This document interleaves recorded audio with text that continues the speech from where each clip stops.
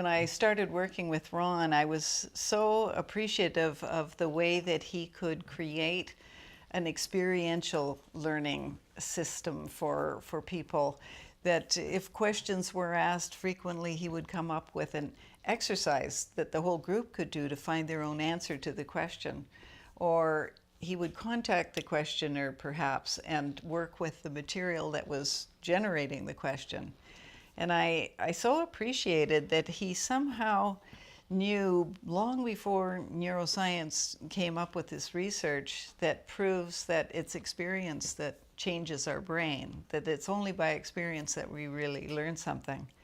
And I want to also honor and acknowledge Moshe Feldenkrais, because Ron studied with Feldenkrais and in fact told me that at one time he actually wondered about whether to become a Feldenkrais practitioner rather than to continue with psychotherapy.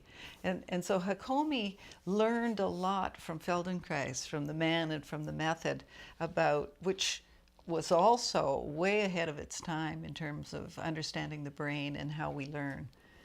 That I think was a big part of Ron's contribution, not just to psychotherapy, but to learning experiences. I think it takes tremendous skill as a teacher or a trainer to hold people in their experience. Mm-hmm. There's a tendency sometimes to think that you need to explain something to someone. Mm-hmm. So you might, be inclined to say it's really important that people feel like they belong.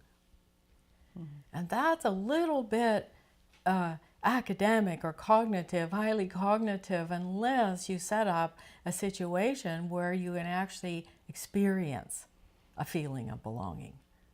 That's night and day. That's and to be able to not go with the invitation to explain, to not answer questions, that takes a lot of commitment to experience. You have to be really committed as a teacher, a lot of trust that it's through experience that you're going to learn something that will be really